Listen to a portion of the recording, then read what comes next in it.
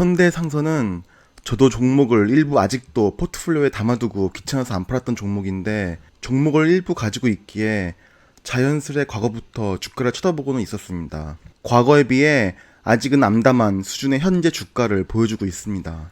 이런 유형의 기업은 재무제표가 매우 중요하므로 본 영상은 재무 분석 위주로 영상을 이어나가도록 하겠습니다.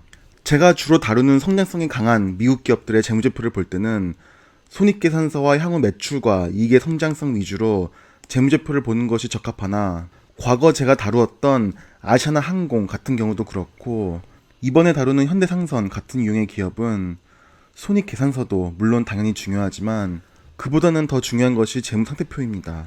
즉 자산과 부채 현황 그리고 자본과 자본금의 현황을 보는 것이 더 중요할 수가 있습니다. 우선 재무상태부터 보면 자산이 9조 1169억 원으로 전년 말에 비해 대략 2조 증가를 했습니다. 부채는 7조 4240억 원으로 작년 말에 비해 1조 3542억 원 증가를 했습니다. 부채 증가보다 자산의 증가가 훨씬 컸으므로 자본이 1조 6929억 원으로 무려 작년 말 1조 903억 원에 비해 55.3%나 증가를 하였고 자본이 드디어 자본금을 넘어서면서 자본 잠식을 해소한 것을 볼 수 있습니다. 그럼 자산과 부채 증가 그리고 자본 변동에 대해 좀 더 자세히 들여다보겠습니다. 일단 자산이 이렇게 늘어난 건 24K 컨테이너선 12척 인도 등에 따른 자산의 증가라고 실적 보고서에 나와 있습니다. 24K 12척에 대한 선명이 나와 있습니다. 삼성중공업에서 지난 8월에 건조를 마친 HMM 상테페테르부르크호를 마지막으로 12척 모두 만선으로 출항이 이루어진 상황입니다. 24K 컨테이너선이라 함은 24K는 숫자로 24,000이고 즉 24,000 TEU급의 세계 최대 규모의 컨테이너선을 말합니다. 1TU라 함은 20피트 컨테이너 한 개의 선적을 뜻하니 한마디로 20피트짜리 컨테이너 24,000개를 동시에 선적할 수 있는 정도의 규모입니다. 크기는 에펠탑보다 더 크고 동방명주보다 약간 작은 정도로 엄청난 규모입니다. 어쨌거나 선적량이 모두 거의 2만 TEU에 근접하므로 모두 만선 출항했다고 보면 될 것 같습니다. 보통 24K 컨테이너선이면 19,300 TEU 정도가 적정 안전 최대 선적량 정도로 보면 되겠습니다. 어쨌든 이번에 출항한 12척 모두 수익성은 매우 좋아서 현대상선에 매우 좋은 현금 흐름을 안겨줄 것으로 기대하고 있습니다. 아시아에서 유럽으로 가는 구간인 헤드홀 뿐만 아니라 돌아오는 구간인 백홀에서도 배가 만선을 기록하고 있어서 굉장히 좋은 수익성을 현재 내고 있습니다. 어쨌거나 다시 3분기 재무제표를 보면 현재 HMM은 자사 보유선 즉 사선으로 컨테이너선 25대와 벌크선 10대를 보유하고 있습니다. 이 숫자는 12대의 신규 투입과 1대의 처분을 한 후의 현황입니다. 12척은 예상하셨다시피 모두 24K 컨테이너선 12대가 올해 새로 투입된 내역이고 현대 컨피던스 컨테이너선 1대가 처분된 것으로 나옵니다. 사실 이번에 새로 투입된 24K 컨테이너선 12척 외에도 대우 조선해양에 발주했던 VLCC급 벌크선 5척도 작년에 투입된 것이고 현대상선이 이 외에도 15,000 TEU급 컨테이너선 8척도 발주를 현대중공업에 냈었고 2021년 2분기에 인도받을 예정입니다. 어쨌거나 요지는 현대상선이 올해를 기점으로 업계에서 예상했듯이 현대상선의 장기 용선 계획 끝나고 발주했던 배들이 인도받기 시작하면서 영업이익 면에서는 굉장히 큰 개선을 하였습니다. 전체적으로는 컨테이너선이 방금 전 말씀드린 사선 25척 외에 용선으로 43척이 있어서 총 68척, 유조선은 사선 7척, 용선 2척 해서 총 9척, 그리고 기타 화물선이 사선 3척, 용선 24척 해서 총 27척이 있어서 전체로 104척이 있습니다. 컨테이너선 같은 경우엔 사선에서 적재량이 이번 24K 컨테이너선 12척이 출항하면서 사선은 대폭 늘어났고 용선 계약이 다수 끝났기 때문에 영업이익이 많이 개선된 것으로 보면 되겠습니다. 어쨌거나 지금까지의 내용만 보면 현대상선이 매우 잘하고 있습니다. 과거 현대상선이나 현진해운이 계속 연업 현황이 매우 안 좋았던 이유는 해운 경기가 안 좋을 때 외국 해운사들은 값싸게 배를 더 만드는 반면 한국의 해운사들은 재무 구조를 개선한다고 있던 배도 팔았었고 막상 해운 경기가 좋아지면 외국 해운사들은 이미 수송량을 늘려놔서 규모의 경제를 이루던 치킨 게임을 주도하던 어떤 식으로라도 시장을 주도했던 반면 국내 해운사들은 울며 겨자 먹기식으로 늘어난 물동량을 커버하기 위해 비싸게라도 선주로부터 용선을 해서 사업을 했기 때문에 수익성이 계속 안 좋았던 것입니다. 이걸 이번에 현대상선이 물론 정부의 지원도 있었지만 24K 컨테이너선 12척과 15K 컨테이너선 8척 그리고 초대형 원유선인 VLCC 5척을 발주해서 사선, 즉 자사 보유의 배의 비율을 늘려서 수익성을 매우 개선한 걸 알 수 있습니다. 자사 보유라는 것이 꼭 HMM의 소유라기보다 정부 기관인 한국해양진흥공사에서 선박을 매입하여 리스하는 경우도 포괄적으로 사선으로 보는데 이는 해외 선주로부터 용수한 것과는 비용적인 측면에서 많이 다릅니다. 사실 제가 지난 영상에서도 짧게 언급드렸듯이 현재 해운운임이 폭등을 하고 있고 앞으로도 강세를 보일 전망인데 여기서도 특히 컨테이너 운임이 많이 증가했고 HMM은 24K 컨테이너선 12척이 모두 만선으로 올해 아주 적절한 시기에 출항을 해서 이 모든 고운임의 수익을 고스란히 가져오고 있습니다. 그래서 당연히 3분기에 실적이 너무 좋게 나온 것이고 저는 4분기에도 실적은 계속 좋을 것으로 보고 있는데 가장 큰 원인은 24K 컨테이너 12척이 열심히 만선으로 헤드홀, 백홀 모두 운항하면서 굉장히 큰 수익을 가져다 줄 것 같은데 현대상선은 3분기 기준으로 컨테이너가 전체 매출의 87% 이상을 차지하므로 컨테이너선 영업이 좋다는 건 곧 HMM 전체 기업 실적이 좋아진다는 것입니다. 게다가 대부분의 매출을 차지하는 컨테이너 부분에서 가격의 급등이 보신 것처럼 현재 진행 중이고 운임이 당분간은 누그러지지 않을 것 같은데 여기서 현대상선은 다시 말씀드리지만 우연히 그냥 운이 좋았던 건지 뭔지는 모르겠지만 24K 컨테이너선 12척을 정말 좋은 타이밍에 내보내서 여기서의 높은 수익성이 당분간은 유지될 것으로 보입니다. 게다가 오히려 연료유의 가격은 보신 것처럼 폭락을 했으니 현대상선 주가가 괜히 오른 것은 아니구나 하는 걸 보실 수 있습니다. 화제를 돌려서 현재 주식 발행 현황을 한번 보겠습니다.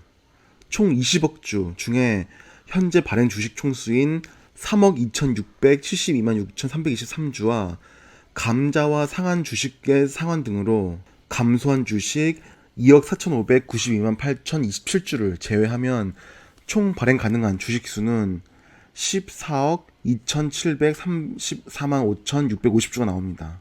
그리고 현재 전환사채들의 전환 가능 주식수를 모두 합치면 6억 7,964만 7,009주이고 이걸 감안해도 잔여 한도율은 37.4%가 나옵니다. 전환사채는 현재 190회부터 197회까지 있고 190회 전환사채 외에는 만기는 아직 매우 멀었습니다. 재무제표 주석을 보니 전환사채 이자는 대부분 3%로 책정이 되어 있습니다. 전환사채 때문에 이번 분기에 꽤 큰 금액의 장기 투자 자산 평가 손실액이 발생하기도 했는데 이 원인은 전환사채 행사가액은 5천원인데 현재 주가는 12,000원이 넘어버렸기 때문에 이 부분은 사채를 발행한 기업 입장에서는 완전 손실이기 때문에 그렇습니다. 어쨌거나 현재 총 발행 주식수의 무려 2배 넘는 주식수가 전환사채로 인한 발행 예정 주식으로 잡혀 있습니다. 그럼 다시 재무상태표를 하나하나 보겠습니다. 우선 자산 항목을 보면 유동자산보다는 의미있는 비유동 자산을 보겠습니다. 매출 채권 등이 주 자산인 유동자산은 현대상선 같은 기업을 분석할 때 크게 의미 있지는 않습니다. 우선 여기서 가장 크게 증가한 부분이 사양권 자산 부문입니다.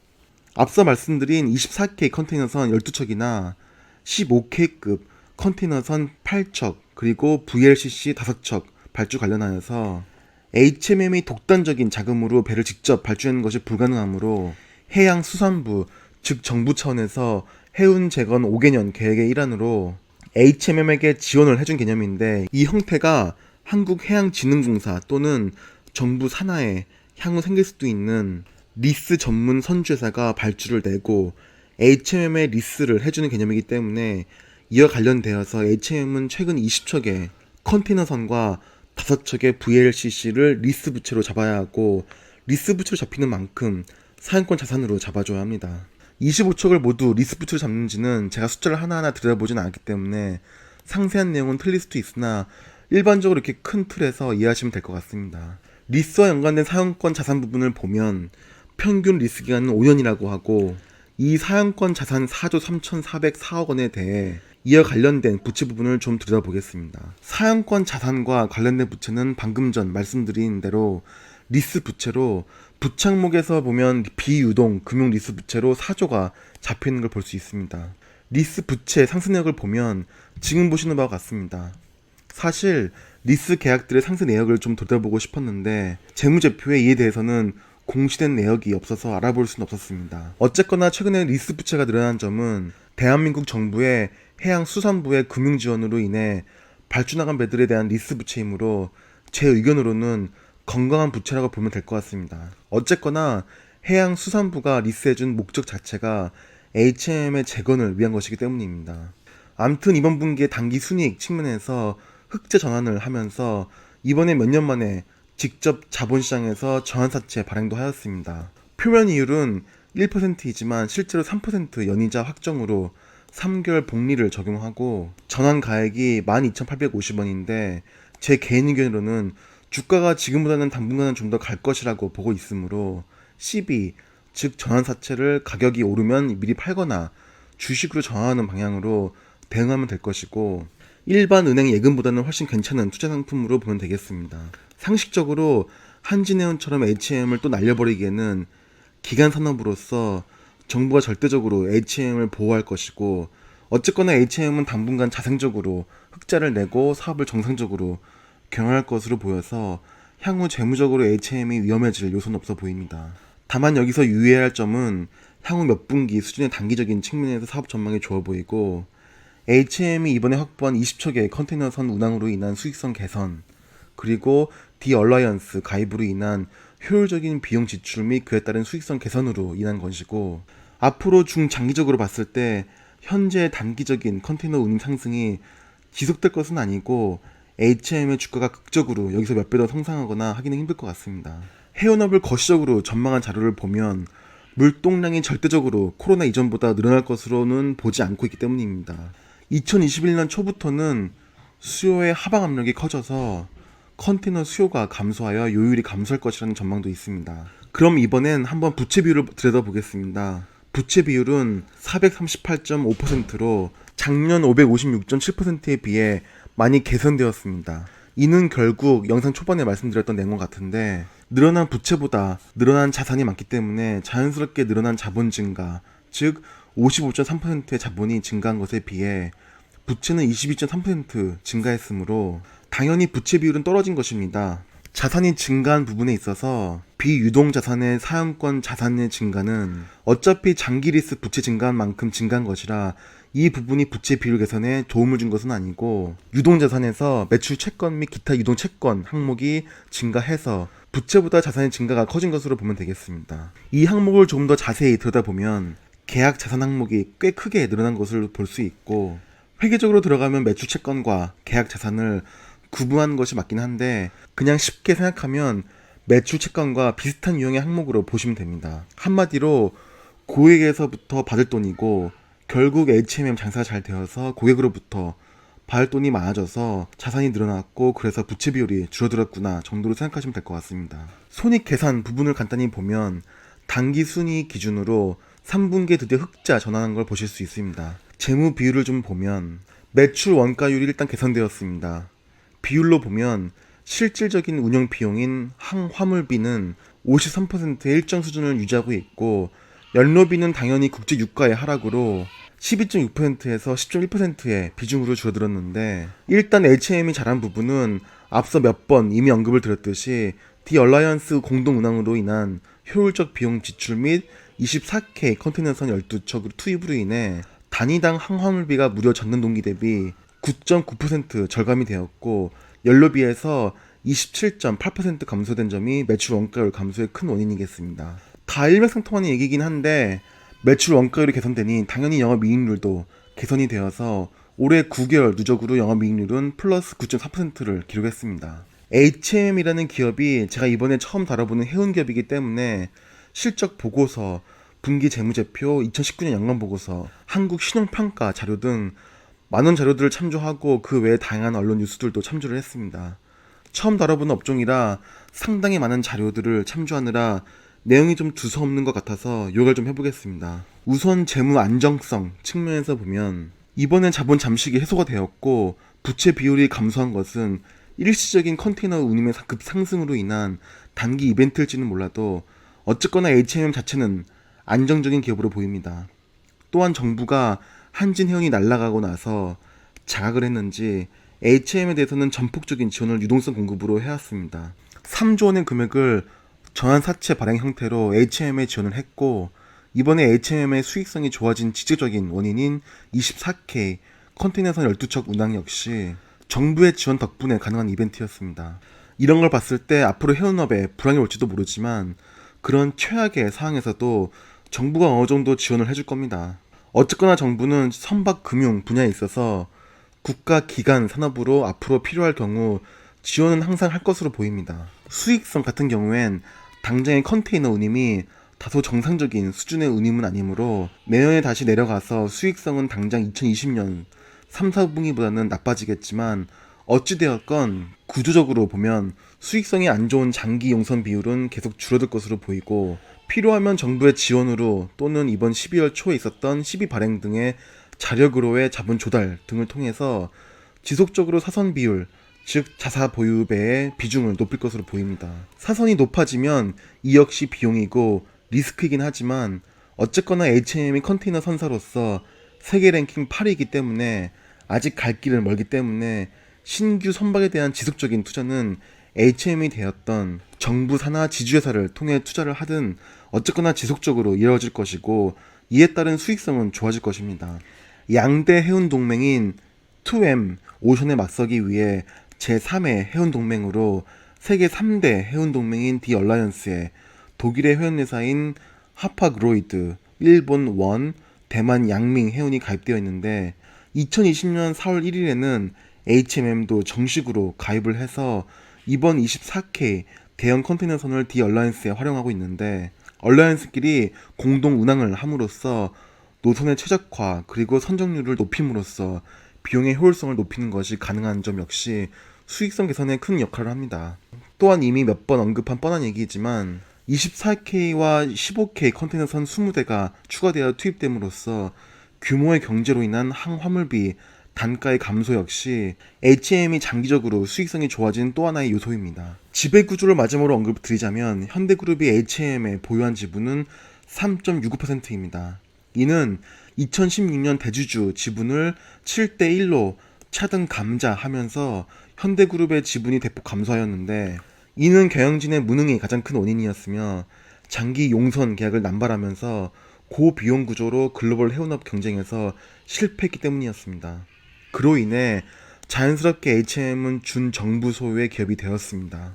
잠깐 최대 주주를 보면 한국산업은행과 한국해양진흥공사가 17% 정도의 지분율을 가지고 있고 얼핏 보면 소액주주의 소액 주식수가 총 발행 주식수의 66.35%가 되기 때문에 소액주주의 주식회사로 보일 수도 있으나 이전에 보여드렸듯이 대부분의 정부 소유라고 할 수 있는 전환사채에 대한 발행 예정 주식수가 현재 총 발행 주식수의 2배가 넘기 때문에 계산을 해보면 대략 정부기관의 지분율이 무려 70%가 넘는다고 할 수 있습니다. 물론 현재 발행 주식수만 감안하면 20% 정도지만 전환사채를 모두 전환할 수 있는 권리를 가지고 있는 점을 감안하면 그렇다는 얘기입니다. 그래서 H&M은 준국유기업이라고 감히 얘기할 수 있는 것입니다. 마지막으로 주가 얘기만 짧게 하면 과거의 영화로운 주가 수준은 회복 못하겠지만 앞으로 수익성은 어쨌거나 해운업의 사이클에 따라 치킨게임에 따라 수익성의 등락은 있겠지만 초장기적으로는 주가는 어느 정도 올라갈 것으로 보입니다. 그만큼 현재 주가가 여전히 낮아 보입니다. 사실 24K 컨테이너 12척이 운항하는 2020년을 기점으로 해서 수익성이 매우 개선되고 주가가 올라갈 것이라는 얘기는 적어도 3, 4년 전부터 있었습니다. 막상 그런 얘기를 잊지 않고 계속 종목에 관심을 가지고 투자해서 수익을 실현시키느냐 못하느냐는 별개의 문제입니다. 어쨌거나 개인 또는 기관 투자자 입장에서 가장 안전한 투자는 앞으로 H&M이 발행할 CB를 사는 것도 방법이겠습니다. CB를 주식으로 전환하든 CB가 오르면 중간에 매도하든지 하면 꽤 안전하고 어느 정도 수익도 나올 투자 수단 같습니다. 그럼 이 정도로 H&M 구 현대상선의 재무 분석 영상을 마치겠습니다. 아주 가끔만 국내 기업을 다루는데 이번에 개인적으로 알아보고 싶어서 한번 들여다본 H&M이었습니다. 그럼 영상 시청해주셔서 감사드립니다.